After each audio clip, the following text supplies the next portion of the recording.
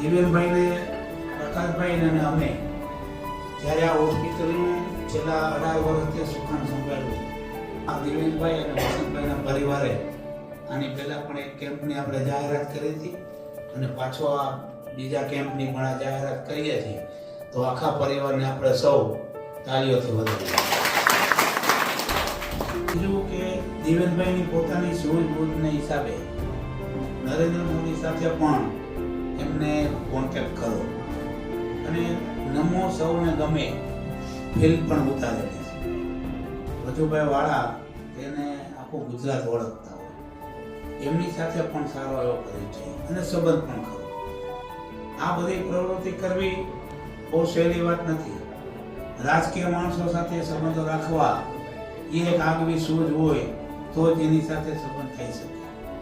આવા લોકોની સાથે રહીને દિવ્યેનભાઈએ જે વિકાસ કર્યો છે એ બગસરા અને અમારા સૌ મિત્રો મંડળ વતી પણ એમને અભિનંદન પાઠવીએ છીએ.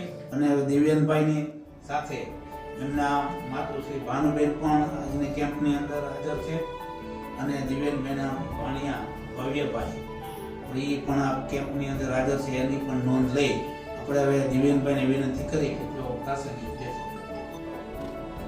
દર વર્ષે 24/11 મારા ફાધરનો જન્મદિવસ છે. દર વર્ષે એક કેમ્પ મારા પરિવાર પાછળ મળે અને આજે પણ હું કહું છું પ્રકાશભાઈને, ક્યારે પણ વચ્ચે ખાચું હોય તો એક ઉપરાંત પણ કરવાનો થતો હોય તો અમારો પરિવાર એમાં તે સહભાગી બનાવશે. 608 કેમ્પમાં આપની પરિવાર વતી આપના સ્વસ્થ આંખોના ઓપરેશન માટે શુભેચ્છા પાઠવું છું. ફરી જેસી ગ્રુપનો સહૃદય આભાર. એટલે બગસરાનું પણ રાયઠકા પરિવારે નામ રોશન કર્યું છે.